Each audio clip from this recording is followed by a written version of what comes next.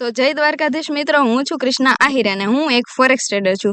તો આજે આપણે આ વિડીયોમાં ચર્ચા કરવાની છે કે જે લોકોને ટ્રેડિંગનું ટીવી નથી આવડતો એ લોકોને અગર ટ્રેડિંગ સ્ટાર્ટ કરવું છે તો એમનું ફર્સ્ટ સ્ટેપ શું હોઈ શકે, પહેલું પગલું શું લેવું જોઈએ એને ટ્રેડિંગમાં.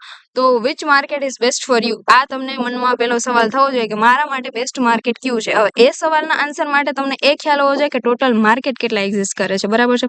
તો 4 માર્કેટ છે: સ્ટોક માર્કેટ, ફોરેક્સ માર્કેટ જેમાં હું ટ્રેડ કરું છું, અને ક્રિપ્ટો માર્કેટ અને કોમોડિટી માર્કેટ. સ્ટોક માર્કેટ જે તમને બેઝિક ખ્યાલ જ છે, આપણે શેરને લેવેજ કરીને તમારો પ્રોફિટ જનરેટ કરવાનો હોય છે. ફોરેક્સ માર્કેટમાં કરન્સી પેર્સ એટલે કે જે ચલણ હોય છે એની વચ્ચેનો જે ડિફરન્સ આવતો હોય છે, ક્યારેક ચલણ છે ઇન્ડિયાનો ચલણ ને યુએસડી જે યુએસ ડોલર છે, આ કરન્સી એટલે કે ચલણ, બરાબર છે. એમાં જે વધારો ઘટાડો ભાવમાં થાય એની વચ્ચેથી આપણે આપણો પ્રોફિટ જનરેટ કરવાનો હોય છે. ક્રિપ્ટો માર્કેટ એટલે બિટકોઇનની પ્રાઇસમાં જે આગળ પાછળ ભાવ થતો એમાંથી પ્રોફિટ જનરેટ કરવાનો. કોમોડિટી માર્કેટ એટલે યુએસ ઓઇલ ને જે નેચરલ વસ્તુ, નેચરલ ને એગ્રીકલ્ચર થિંગ્સ ત્યાં છે ટ્રેડ કરવા માટે, અને મેટલ્સ છે, બરાબર છે, એ કોમોડિટી માર્કેટમાં આવે.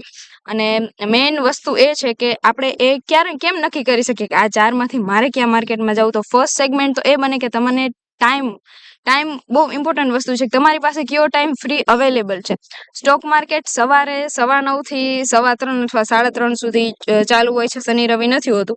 અને મારે ફોરેક્સ કરવાનું મેઇન રીઝન એ છે કે મેં તમને કીધું એમ કે હું એક સીએ સ્ટુડન્ટ છું. તો મારે ત્યારે જ્યારે મેં મારી ટ્રેડિંગ જર્ની સ્ટાર્ટ કરી ત્યારે મારે કોચિંગ ક્લાસ શરૂ હતા સીએના, બરાબર છે. હજી છે અત્યારે ઓનલાઈન છે, તો એ હું મેનેજ કરી શકું છું, બરાબર છે.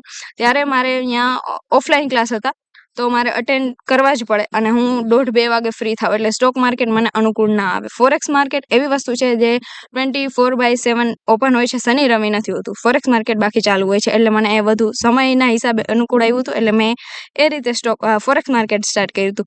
ક્રિપ્ટો માર્કેટ છે 24/7 ચાલુ જ હોય છે, બરાબર છે. શનિ રવિ એને કોઈ ફરક પડતો નથી, એ હંમેશા ચાલુ જ હોય છે. કોમોડિટી માર્કેટ 9 વાગ્યાથી 11:30 સુધી કોમોડિટી માર્કેટ ઓપન હોય છે.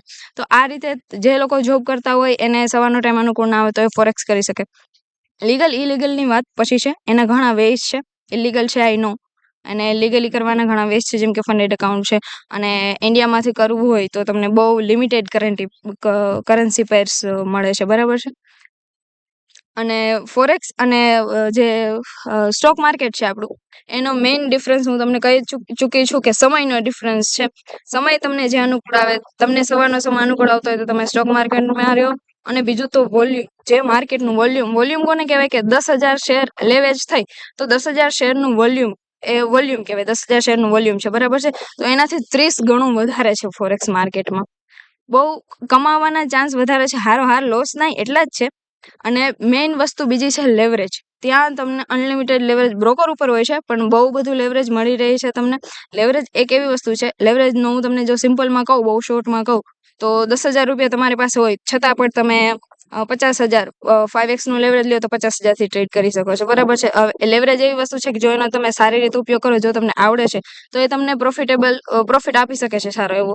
પણ અગર તમને નથી આવડતું, જસ્ટ તુક્કા ટ્રેડિંગ કરો છો, તો લેવરેજથી ખરાબ વસ્તુ કોઈ હોય જ ન શકે. તમારું બેલેન્સ વાઇપ આઉટ થતા જાજી વાર નહીં લાગે, બરાબર. તો ફોરેક્સ માર્કેટમાં કેટલી પેર હોય છે, બહુ બધી હોય છે. પણ ઇમ્પોર્ટન્ટ જે હું ટ્રેડ કરું છું અત્યારે, તો મારું ફોકસ ઓનલી ગોલ્ડ પર જ છે, જે આ ઝાઉ યુએસડી છે એના ઉપર જ મારું ફોકસ છે. અને હું તમને પણ એ જ સજેસ્ટ કરીશ કે બધી માર્કેટમાં ડિસ્ટ્રેક્ટ ના થાવ, એક પર્ટિક્યુલર માર્કેટ સિલેક્ટ કરો. અગર તમે ફોરેક્સ સિલેક્ટ કર્યું છે તો એમાં બી બધી જગ્યાએ ડિસ્ટ્રેક્ટ ના થાવ, એક પર્ટિક્યુલર પેર સિલેક્ટ કરી લો તમે કે તમારે યુએસડી જેપીવાયમાં ટ્રેડ કરવું છે, યુરો યુએસડીમાં. બધાના ચાર્ટ જો, એનાલિસિસ કરો, સ્ટ્રેટેજીસ જો.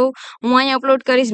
મને ગોલ્ડ ફાવે છે, હું ગોલ્ડ કરું છું, એટલે ગોલ્ડની સ્ટ્રેટેજી હું અપલોડ કરીશ. પછી તમે તમારી રીતે ટ્રેડિંગ વ્યૂ એપ હોય એ ફોનમાં કે લેપટોપમાં, તમારી પાસે લેપટોપ અને અધરવાઇઝ ફોનમાં તમે ટ્રેડિંગ વ્યૂ ઓપન કરો, ગોલ્ડનો ચાર્ટ જો, તમારી રીતે એનાલાઇઝ કરો કે ગોલ્ડનું બિહેવિયર શું છે, બરાબર છે. બાકી તો હું મારા ઇન્સ્ટા પર બી રીલ અપલોડ કરતી હોય છે કે ગોલ્ડનું ડે વાઇઝ બિહેવિયર ને આ તે જે બધી વસ્તુ છે.